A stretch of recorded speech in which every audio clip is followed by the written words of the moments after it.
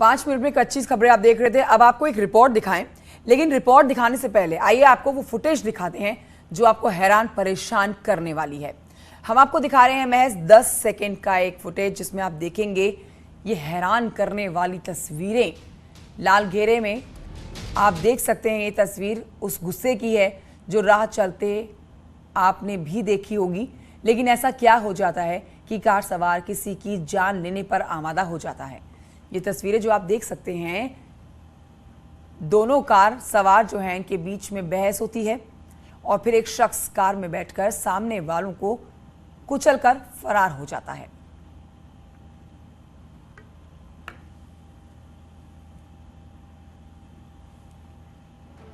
तो ये तस्वीरें आप देख रहे हैं और बेहद एक्सक्लूसिव तस्वीरें। 10 सेकंड की महज एक छोटी सी क्लिप है, लेकिन इससे आप समझिए कि किसी की जान लेना कितना आसान सड़क पर रईसजादों के लिए होता है। तो ये खतरनाक मंसूबे रईसजादे के, जिसने अपनी कार से कुचल डाला, पहले कार में टक्कर मारी फिर शख्स को ही कुचल डाला। इस शख्स को जो आप लाल घेरे में देख रहे हैं और कार को, ये कार इस शख्स को कुचलकर आगे बढ़ जाती है। तो देश में रोड रेज की घटनाएं तेजी से बढ़ती जा रही हैं। इसके साथ खतरनाक ड्राइविंग करने वालों की संख्या भी अब लगातार इसमें इजाफा हो रहा है। सड़क परिवहन विभाग के अनुसार साल 2019 में रोड रेज और खतरनाक ड्राइविंग के मामलों की संख्या आपको बताएं, जो कि 1,55,506 थी।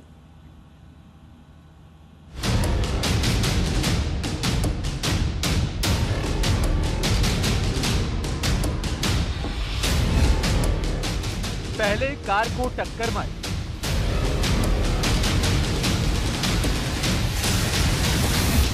फिर जान से मारने की धमकी दी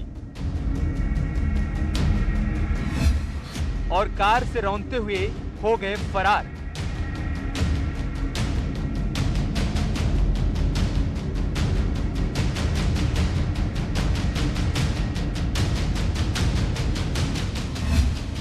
दस सेकंड की हैरान करने वाली तस्वीर।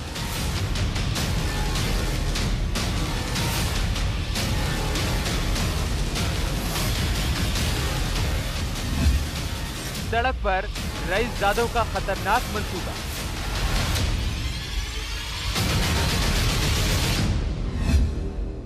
कार में भिड़ंत तो जिंदगी लेंगे दबंग।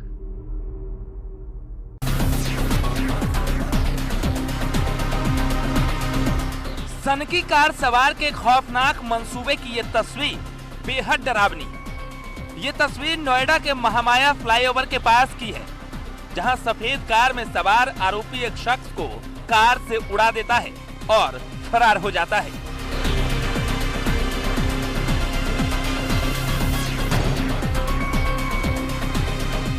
इस तस्वीर के पीछे की कहानी अब आपको बताते हैं। दरअसल शुक्रवार की रात नोएडा सेक्टर 39 महामाया फ्लाईओवर के पास दो कारों में टक्कर होती है, जिसके बाद दोनों कार सवार आपस में भिड़ जाते हैं।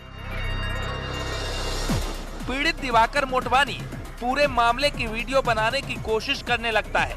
इसी बीच नवीन अवाना नाम का आरोपी अपने तीनों साथियों के साथ कार में बैठता है और उसे कार से उड़ाकर फरार हो जाता है। आरोपी सोच रहा था कि वो बच जाएगा, लेकिन दूर खड़े शख्स ने पूरी वारदात अपने मोबाइल में कैद कर लिया, जिसके बाद आरोपी को सलाखों के पीछे भेज दिया गया। दो पक्षों के बीच में झगड़ा हुआ और उसके बाद एक पक्ष ने दूसरे पक्ष के एक सदस्य को, जिसका नाम है दिवाकर मोटवानी, उसको अपनी गाड़ी से तेज गति में गाड़ी चलाकर उसको काफ़ी हर्ट कर दिया, जिसकी वजह से प्रथम दृष्टया एक्सीडेंट का मामला लगने पर पुलिस ने एक्सीडेंट की धाराओं में मुकदमा दर्ज किया था। परंतु उसके बाद दूर से खड़े होकर देख रहे एक गाड़ी में सवार व्यक्ति ने एक वीडियो बनाया, जिसके आधार पर हमने मुकदमे में 307 की वृद्धि की है।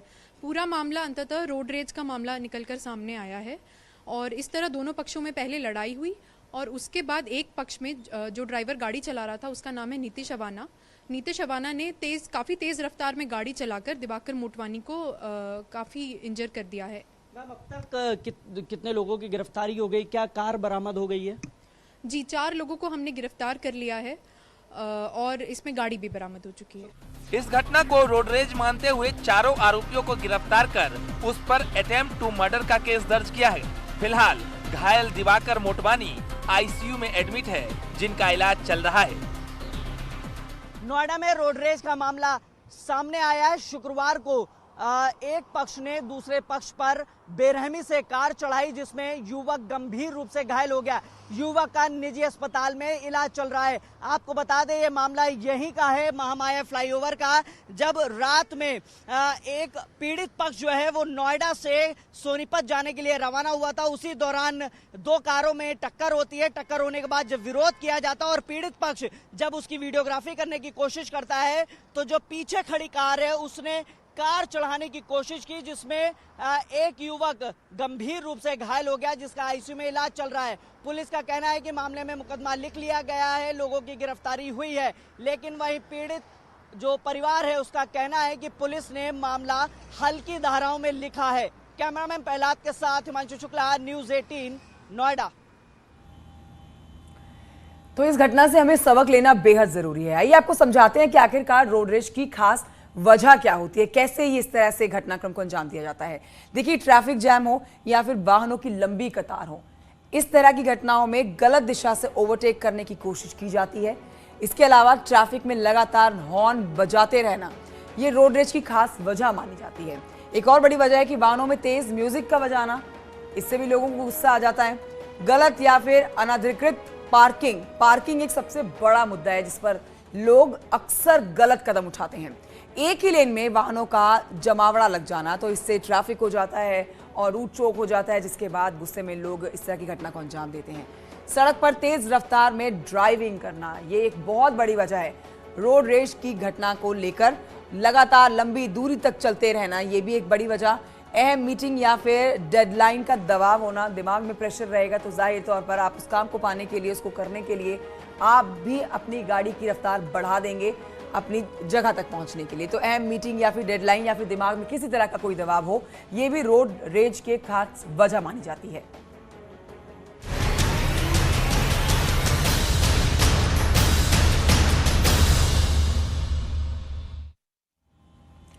अब आपको बताते हैं, गुजरात पोर्ट पर पकड़े गए ड्रग्स के मामले पर जो तार है वो शाहीन बाग में शामिल होते हुए मुजफ्फरनगर तक जुड़े हैं, जिसको लेकर गुजरात एटीएस की मुजफ्फरनगर ने एक घर में छापेमारी की। गुजरात एटीएस ने शहर कोतवाली क्षेत्र के मोहल्ला खालापार और किदवई नगर में ताबड़तोड़ छापेमारी की। इसमें सबसे पहले एनसीबी ने शामली में भी छापेमारी की थी। रिपोर्ट देखिए।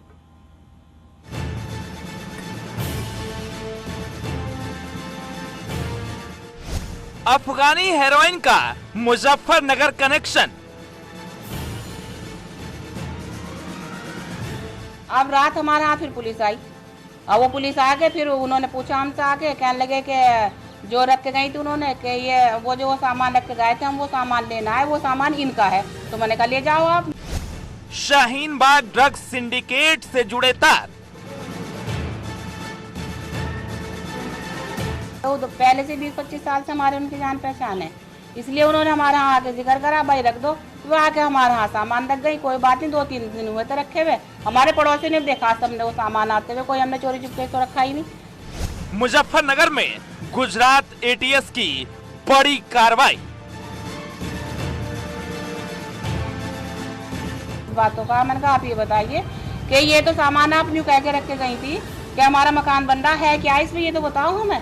उन्होंने हमें कुछ नहीं बताया कि भाई ये क्या सामान है, क्या निकला। बस ये बात हुई, जो पुलिस वाला आ गए तो ये सारा सामान लेके चले गए।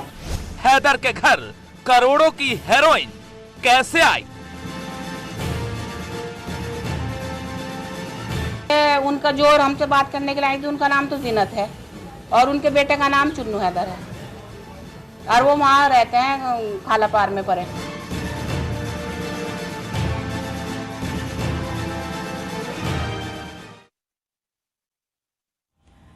अब यहां आगे बढ़ते आपको बताते हैं कि सूत्रों के मुताबिक मुजफ्फरनगर से एटीएस को भारी मात्रा में करोड़ों का ड्रग्स बरामद हुआ है। अफगानी ड्रग के कई बैग बरामद किए गए हैं।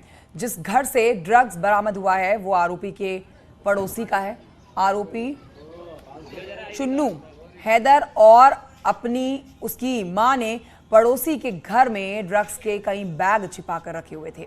पड़ोसी को बताया था कि उसके घर पर कंस्ट्रक्शन का काम चल रहा है। हालांकि एटीएस ने पड़ोसी से कोई पूछताछ नहीं की है।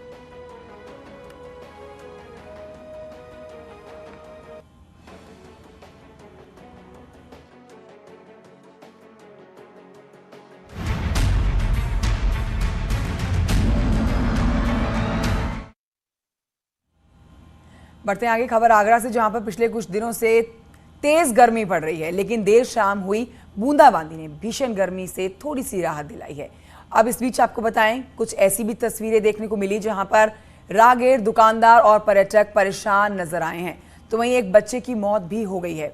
आंधी तूफान से सड़कों पर पेड़ गिर गए तो ताजमहल को भी धुंधला धुंधला सा ये आंधी तूफान बना गया। हम आपको पूरी रिपोर्ट दिखाते हैं।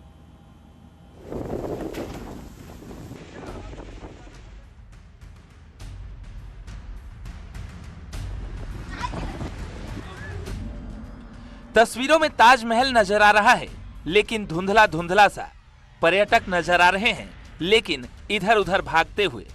तपिश और भीषण गर्मी के बीच ये नजारा भले ही आंखों को ठंडक पहुंचा रहा हो, लेकिन इससे इतर वो तस्वीर भी नजर आई जिसमें चारों तरफ धूल और तबाही देखने को मिली।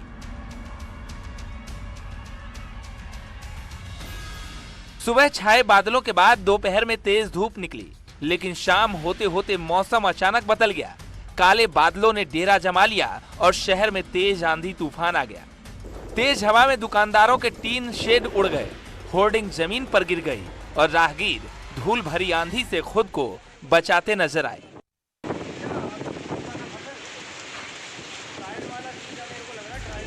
हवा की रफ्तार इतनी तेज थी कि शहर में बिजली गुल हो गई और सड़कों पर वाहनों को लाइट जलाकर चलना पड़ा। पिछले कई दिनों से तापमान लगातार चढ़ रहा था। अप्रैल के महीने में तापमान ने कई सालों के रिकॉर्ड तोड़ दिए, लेकिन मई का पहला ही दिन राहत भरा रहा। देर शाम हुई बूंदाबांदी ने भीषण गर्मी की तपिश से लोगों को राहत मिली। लोगों को गर्मी से राहत जरूर मिली हो, लेकिन ये तस्वीर आफत वाली है। चारों तरफ धूल भरी आंधी और सड़क पर गिरे पेड़ इस बात की गवाही दे रहे हैं कि कुछ मिनटों में ही चारों तरफ अफरा तफरी मच गई और लोग खुद को घरों में कैद कर लिए। Bureau report, news 18।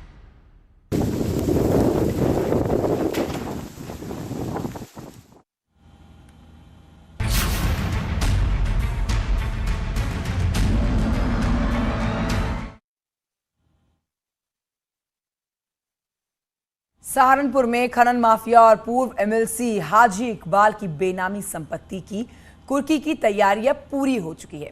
देखिए, प्रशासन ने हाजी के नौकर के नाम 22 करोड़ की अवैध संपत्ति पर कुर्की का सरकारी बोर्ड लगा दिया है। अब पुलिस का दावा है कि जल्द ही हाजी इकबाल सलाखों के पीछे होगा। पर है मुकदमा अपराध संख्या 83/22 2/3 गैंगस्टर एक्ट, जो कि थाना मिर्ज़ापुर में पंजीकृत थी। इस मुकदमे के विवेचना के क्रम में प्रकाश में आया कि नसीम पुत्र अब्दुल गफ्फार, जो इकबाल बाला गैंग का सक्रिय सदस्य था, इसने अपराध करके अवैध रूप से लगभग 300 बीघे संपत्ति अर्जित की हुई थी थाना मिर्ज़ापुर क्षेत्र में। आज दिनांक 1 मई को इसी संपत्ति की विधिक रूप से जब्तीकरण की कार्रवाई धारा 14(1) उत्तर प्रदेश गिरोहबंद एवं समाज विरोधी क्रियाकलाप निवारण अधिनियम के अंतर्गत कार्रवाई हो रही है। इस संपत्ति की कुल अनुमानित कीमत लगभग 22 करोड़ रुपए है। खनन माफिया हाजी इकबाल ने अपने करीबी मिर्जापुर के नौकर नसीम को अपनी करोड़ों की बेनामी संपत्ति का मालिक बना रखा है।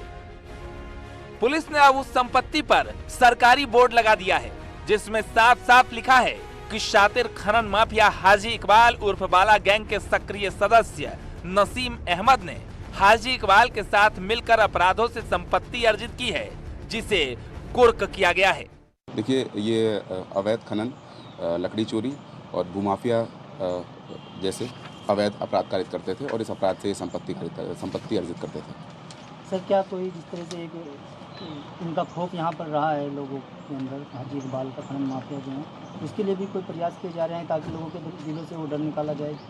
देखिए, जैसे भी कोई भी तहरीर थाने पे प्राप्त होती है तो उस पर यदि संज्ञेय अपराध कारित होता है तो उस पर विधिक कार्रवाई करते हुए अभियोग पंजीकृत किया जाता है और जो भी विधिक विवेचना और अन्य प्रोसेसेस हैं वो फॉलो की जाती हैं। जानकारी के मुताबिक हाजी इकबाल का नौकर नसीम 3 शुगर मिलों का मालिक है। हाजी इकबाल ने नसीम को लखीमपुर खीरी, गोरखपुर और सीतापुर की चीनी मिलों का डायरेक्टर बनाया है।